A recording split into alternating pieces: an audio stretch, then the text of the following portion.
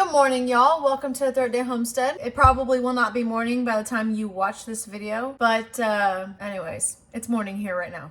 So I got asked about this milking machine that my husband bought me for my dairy goats. Now, I want to have some pros and cons for you guys so that way you're not blindsided, but I love this machine. It literally cuts my time drastically. It takes me 5 minutes to milk one doe with this machine, which is amazing, especially with baby number 6 here. I don't have a lot of time to just sit and hand milk. I enjoy it, I just don't have the time. So I'm very thankful that he purchased this for me on Amazon. And if you would like this same set, see if I can get it off my face.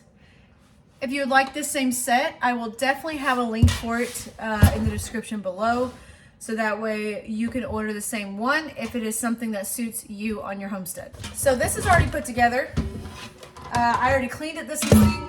I have not milked Pretty yet, which is our Alpine doe that's in milk currently right now. So she's outside waiting. I bet she's full and just ready to get in that stand and eat her alfalfa. So we're gonna make this quick. The cons to this, if you do not have a barn that has electricity in it, then this milking machine is not going to suit you. Thankfully, I have a front porch that is great for this. I do have electricity in the shop, but if you only knew the Pretty is at now to the shop, you know I'm not fixing to do that every day and walk. That would take a long time. Amazon does sell milking machines that you can plug in overnight and then you charge it. So that way you can use it during the daytime. And then whenever you're done, you just hook it back up. It's cordless and it's great. But I'm thankful for what I got. It definitely does the job and it definitely is affordable. I opened the box. It didn't have an instruction manual on how to put this together, which I found very odd, but it didn't. It only had stickers on the items and you would match the hoses up to like 3, 4, and 1 and 2. That's what this video is for. If you do end up ordering this, at least you have a how-to on how to put it together. In your kit, you're gonna get a really nice stainless steel milking pan. On the milking pan, it will have a number 1 and 2 right here. But I've washed it so many times, I use it like twice a day, and so it's gone. This is where the air hose is gonna hook up to, and this is where the milk is gonna drop into, in the bucket. I like that you can pop these off, and it is very, very, very, very tight. It's got the floater in it too, so once you reach the height, it will not work anymore. At least that's what it says.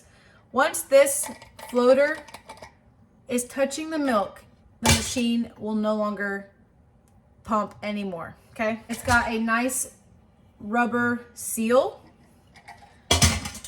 and this is the inside. Amazing. I like the pail. It's really good quality. And then you just clip it back down, latch it, and do that. And it's in there. Then you're gonna get a lot of hoses, and I mean a lot of hoses. These hoses right here, they're gonna be labeled 4 and 3. These do not get wet, okay? This is air hose. You can wipe down the outside of them, but the likelihood of it contacting milk is slim to none. So I usually don't wash this. In your kit, you're also gonna get Y connectors, and I'm about to show you here in a second. You're gonna get 2 of these. Okay, these are the 2 connectors that will connect the hoses on the teat, whatever you want to call them. I don't even know, teat thingies.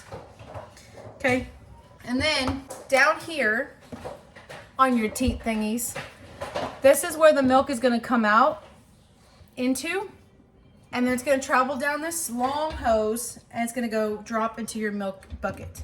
I like these. I haven't had to use them yet, but I'm sure once I have a lot of goats that I'm gonna be milking, maybe I have to stop for whatever reason, I can turn these and I'll stop the milk flow for whatever reason.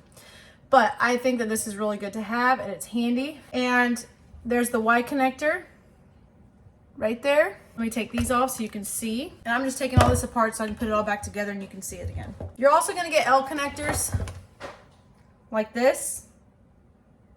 if I can get to focus. L connectors like that. And those are gonna go on the bottoms of your teat thingies. So now that's kind of self-explanatory. I'm gonna take all this apart and then I'm gonna show you how to put it all back together.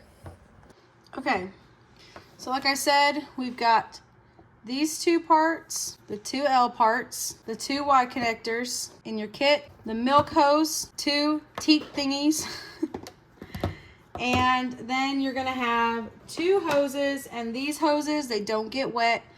In your kit, they're gonna be labeled 2, and then these down here are gonna be labeled 3 and 4, okay? I hope that's not confusing. So when you get your kit, well, I'm not going to take these off because these are kind of hard to take on and off. But when you get your kit, first take the box out, find the two air hoses that say 4 and 3 and hook them up to 4 and 3. Pretty much self-explanatory. So I forgot if the kit came with the rubber part, this rubber part inside of here. I'm not sure. If it did not come with this inside here, you're going to take this rubber seal or cup, whatever you want to call it, and you're going to go ahead and stick it in here. It's going to have a crease right here, and you're just going to pull this through the plastic part and it'll secure it. Then it's going to have two hoses like this, and you're going to go ahead and attach them. They're going to be the same exact size, so don't get it confused with these, because these are literally the exact same size, and it's just like that. These are your air hoses.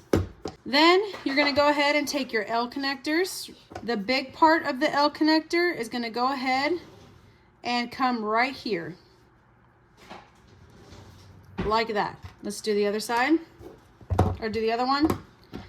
Then you're going to do the same thing for this side. Okay?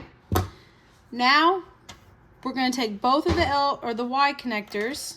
We're going to connect the air hoses together, like so. And then take these, go ahead and connect them down here on the L connectors on both sides. And then take your Y connector, go ahead and connect them right here. And that's it for this part. Super easy. So now you're going to take your milk hose and attach it to the bottom, like so. And let's get that out of the way. Pull out your air hoses, and it'll say 2 on it. This hooks up to number 2 right here on your milk bucket. Just take it and slide it on there. And then the air hoses that are right here on this Y connector, you're going to connect them to the long tube. It doesn't have a number on it, but I'm assuming it's going to be number 3. You're going to slide it right here on the end of the Y connector. And that's basically it. Last but not least, you're going to take this milk hose. It's the thicker, wider one. And last step, it's going to attach to right here. And that's where your milk's going to come in, out of, or come in into the bucket. And that's it. That's how you install this Amazon milking machine. And last but not least, I forgot about the power cord. You're going to take this power cord and it's just going to install right here. So this is super easy. It's a simple setup. At first it took some time for me to put everything together because I've never had a milking machine before, but this is perfect for small homesteads and people who just want to get into milking and get into using a machine. This definitely helps. I get the milking done within 5 minutes, and I cannot stress enough that this is perfect for the small homesteader in mind. So I hope this video helps. Now that we've got our milking machine all put together, it's all been cleaned, we're gonna go ahead and go out there and get pretty. We're a little late. I usually try to milk her early in the morning, but this morning has been crazy. As you can see, baby spit up. We've had a pretty interesting morning this morning, but that's okay. That's the life that I live right now. It's the season I'm in. If you like this video, go ahead and give it a thumbs up or comment. Just let me know. Say, hey, how are you? You know, just let me know that you're here. Also, any likes, any comments, any views, any shares, it definitely helps out, and it helps our family as well. It's free to do all that. It doesn't cost you to like comment, watch my videos, or share. It's all free. And it definitely helps support our family and our homestead journey. I just wanted to put my plug in there. But, all right, let's go outside. Let's go get pretty, get her on the stand, and let's get to milking.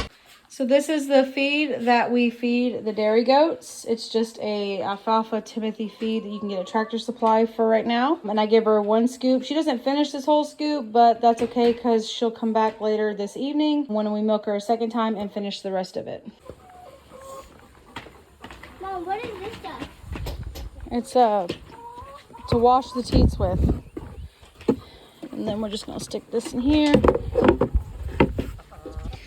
Go ahead and get it ready. She's gonna come wanting to jump up in here. So now we're gonna plug in the machine. Let me do it. You gotta push really hard. Okay. And then we just put that here. I usually have the kids sweep last night. I guess nobody swept this last night, so we're gonna have to do that before we sit down and get to milking. But that's it. Everything's basically hooked up. And now we're gonna go get the goat. Keep these in the bucket until she gets loaded up. So right now we are in breeding season with our dairy goats. Gemma was already bred, and then the 2 doelings that we have, they are not gonna be bred yet. We're gonna breed them next year around August. Pretty didn't take when we bred her at our neighbors down the road because Zarvis had way too many ladies and he wasn't able to, I guess, inseminate them all. So Pretty is still in heat. Look at this guy. Good morning. Good morning. No, Zarvis, you're gonna stay in here. You don't get milked. Nope, you're staying in here. So she is ready to go. Oh my word. I should just let her go, huh? There you go. If you're wondering why she's limping, she got her foot stuck at the neighbor's house. Yeah, that's why she's limping. So it's gonna take some time for her to heal. Jump in there. Good girl. It's gonna take some time for her leg to heal. It's a little swollen right now, but yeah, she just jumps right up in there. So we're gonna get this set up. Might as well turn the machine on.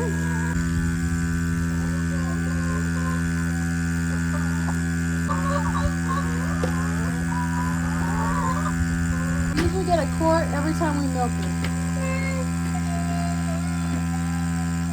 Couple squirts.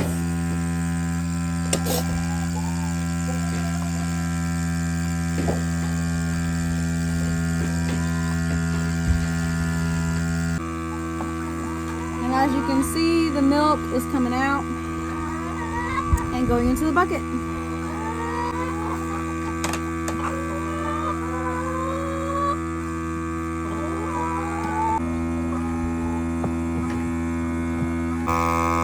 Okay, she's done.